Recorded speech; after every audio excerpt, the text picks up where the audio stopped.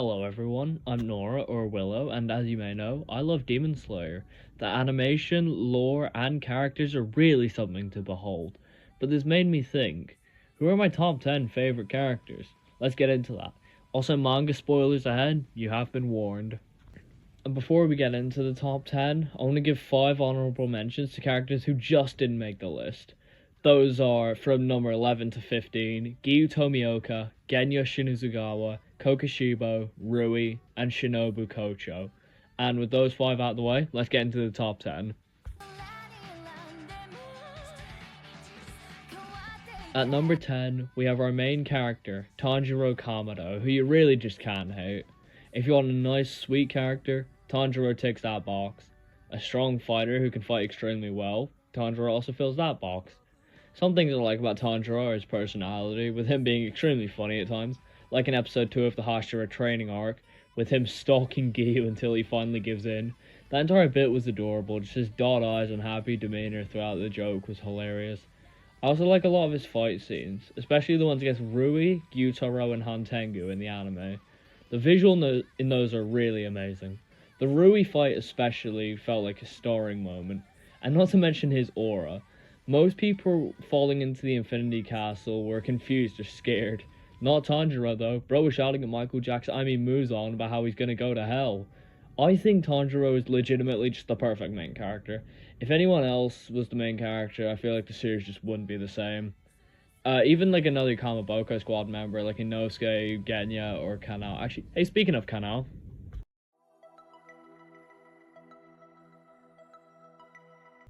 Now onto the aforementioned Kanao Suyori.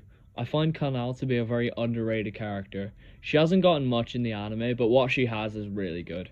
Particularly at the end of Season 1. Her scene with Tanjiro is one of my favourite moments in the season, and her backstory is one of the most tragic.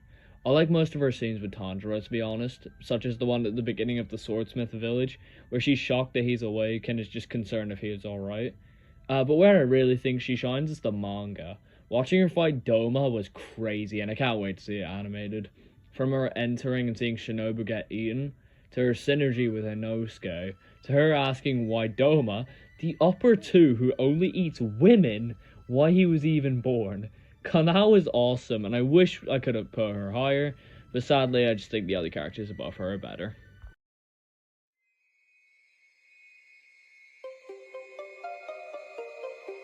Easily the scariest demon in the series, Gyutaro is insane and I love him. First off, Gyutaro is in the best fight scene in the entire series so far. His fight with Tengen is just so cool, and the way Gyutaro fought was so entertaining to watch. Plus, he's the main villain of my favourite arc, the Entertainment District arc. His introduction also made him known as a threat, with him getting Daki out of the way of Tengen's attack, and then slicing him with his sickles. He was an absolute menace as soon as he emerged from Daki's back. That's still a little weird to me. Anyway, I also love Gyutaro's Blood Demon art. His poisonous blood that almost killed Tengen Uzui himself was genuinely terrifying. Along with this, his backstory is absolutely tragic, with him having an awful life. He was abused throughout his childhood for his ugly appearance and lack of money, being in the Entertainment District. Your appearance and money was everything. Gyutaro had neither. He was essentially worthless until his sister, Ume, was born. She gave Gyutaro purpose. She was beautiful. Together, the two of them were well known, both for appearance, but it's two sides of the same coin, you know? Gyutaro became a debt collector and was feared. He was ruthless. Then one day, Ume poked a samurai's eyes out, making him go blind, or just one of his eyes. Don't know why I said more than one. And as a response, Ume was burned, and this drew Gyutaro to his breaking point. He killed the samurai and the one who hired him, and after days in the cold on the verge of death, Upper Moon 6 at the time, Doma found them and made them into demons. Gyutaro is one of my favorite villains and I love him.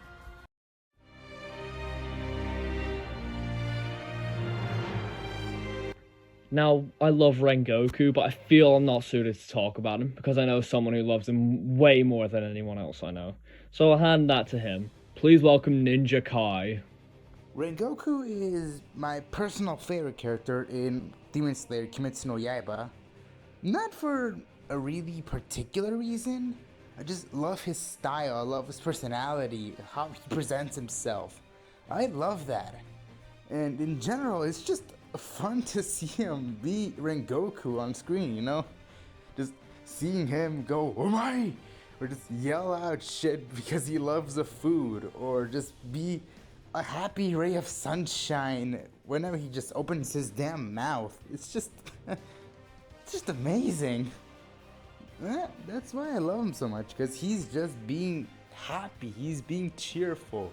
And that personality of his, the way you just keep pushing forward, setting your heart ablaze, and keep trying to protect and do what's right. That is what I love about him. That is what I love about Rengoku, because he's always sticking his neck out for others, and it shows. It shows. And he cares. He shows that he cares. Willing to put his own life on the line to protect others, and willingly take the fall, literally die protecting others. That is amazing. And, well, I guess I find a bit of motivation in Rengoku, because whenever I'm down, I have a few videos saved up of Rengoku just saying, "Set your heart ablaze," because, well, that's what he did. And he did what's right. And that passion, that brightness, it always motivates me. So that's why I love Rengoku so much. Because, in my opinion, he's awesome.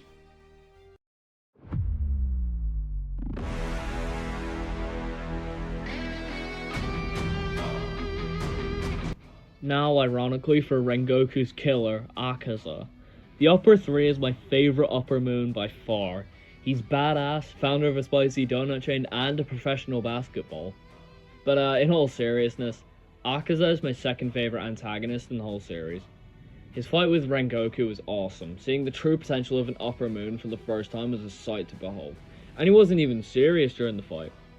Also, I really like his design. You look at him and you just think, oh shit. He's not as elegant as Kokushibo or Doma, but he's not too weirdly shaped like Gyutaro or Gyoko. He's just a threat with nothing but his fists, and including the manga, bro folded Rengoku and could have killed Tanjiro and Gyo if he wanted. But then, his backstory. Even though he's only number 6 on the list here, Akaza has my favorite backstory in the series. If you don't want more manga spoilers, just go to this timestamp, you have been warned. So, Akaza was a human named Hakuji, and his life was bad for a long time. His mother committed suicide when he was young, and his father was sick all the time. Hakuji had no problem caring for his father and would go to extreme lengths to provide, and this included crime and stealing. Eventually, he had received several criminal tattoos, and he was gonna have his hands cut off. He embraced this, however, saying he still had his feet. However, he got home one day to see something awful. His father hanged himself.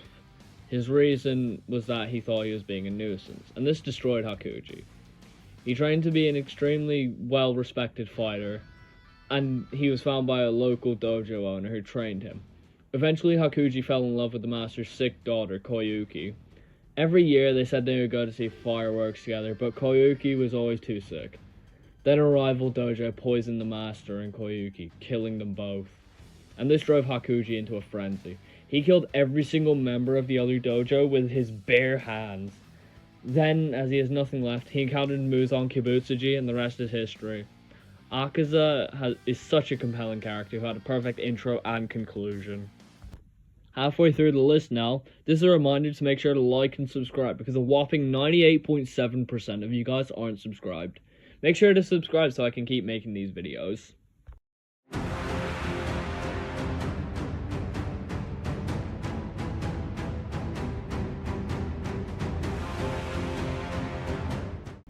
My favourite member of the Kamaboko squad by far, and the funniest member as well, is never a dull moment with Inosuke on screen. The time where Inosuke really shines is in the entertainment district, with him basically being the reason the gang won, because without him jumping to Zenitsu's aid, Daki wouldn't have been beheaded. But also, when he came up with the strategy to behead her before that was one of the coolest scenes in the series. And whenever I play Overwatch with my friends, this is a bit off topic, but we always base our strategy off of that scene. He was also really good in the Mugen Train arc, with him being instrumental in killing Enmu. Also, Tanjiro would be dead if it wasn't for him, because if he wasn't there, Tanjiro would have killed himself. Yeah, like I mentioned earlier, seeing him fight alongside Kanao was so cool. And my final note, my dude was falling into the Infinity Castle and was full on excited, and I love him for that. Also, beast breathing is such a cool style. It's so simple, yet it works so well for the King of the Mountains himself. And as a final side note, I love the Indian Entertainment District intro, that one scene where the boys are fighting Daki. I love the attack that Inosuke does. I don't know why, it's so satisfying to watch.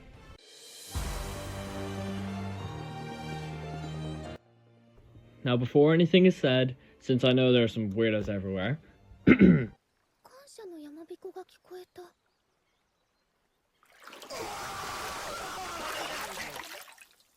but no, that isn't why I like her. Firstly, her personality is absolutely adorable. She's so silly, and whenever she's on screen, I have a smile on my face. And if it isn't her personality, it's her combat scenes. The way she fights against Zoakuten was awesome and a real spectacle. And the way she moves is something I'm still confused by. Like, how does she not slice herself in half all the time? It's just insane. Also, Elephant in the Room, Mitsunai. Yes, I call it that because Obamitsu is a bad name. I love them, and they're a top 3 ship of all time for me, honestly.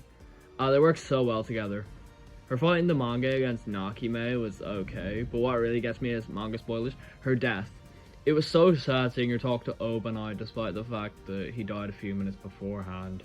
Truly sad. Also, she's gender goals for me. I'm actually making a cosplay of her. I know I post it depending on when I do a face reveal. I also love her dynamic with Tanjiro. They're so funny together. And especially in the Hashira training arc. They're both just happy to see each other. Girl's getting ready to cook and Tanjiro is just thinking, the fuck is that? Really funny in my opinion. Similar to Kanao, I'd love to put Mitsuri higher, but the top 3 are, in my opinion, just better. Before I reveal number 3, I want you guys to guess who I've put. Is it Zenitsu? Oh, maybe Nezuko. Goma. Daki. Sanemi. Okay, I said it was a villain. Muzan. My god, who is it? Hate on me all you want. I don't care. I love Enmu so much and no one can change my mind. Firstly, his blood demon art is badass. Putting someone to sleep is already really cool, but the add-on of dream infiltration, I just love that. Also his design, I love it. I don't know why, but his design fits him so well. The hair, the tailcoat, hell, his eyes. Enmu is a perfect specimen, but unfortunately he got such little screen time. He only had about an hour. But 1 hour was all he needed. His fight scene was actually really good, with him doing some sick-ass movement. Like, damn, Australia should have gotten my dude in the Olympics. He'd be a better breakdancer than whatever they had there. Then everyone wakes up and it's over for my boy. Tanjiro and Inosuke fuck my boy up, but that's nothing compared to what Rengoku did. Bro made some toasty flesh. To be fair, the scene where Tanjiro and Inosuke are falling towards Enmu was actually pretty cool. And actually, like I mentioned with Inosuke, Enmu almost killed Tanjiro. There isn't really much to this, and because he didn't get much screen time, but my god, he made good use of his time. Love Enmu.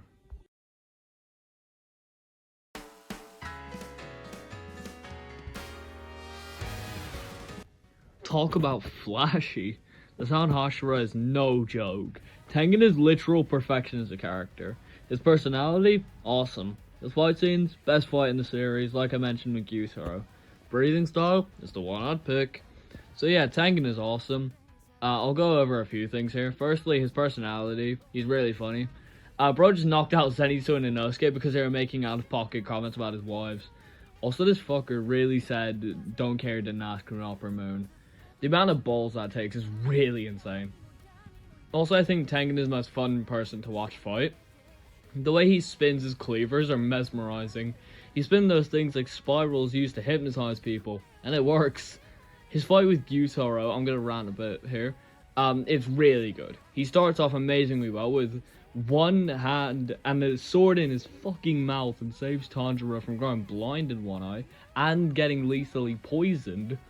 Then he turns Gyutaro's attacks into a goddamn song, and then the two were attacking in a way I didn't even know was possible. During this, Tengen almost gets stabbed in the stomach and loses his eye, and still, without a Demon Slayer mark, at least for himself, wins. People talk about Muzan and Zenitsu's aura, but we aren't crediting our man Tengen enough. He was a singer, he'd be Elton John, because that motherfucker is still standing after all this time. I love Tengen, end of story.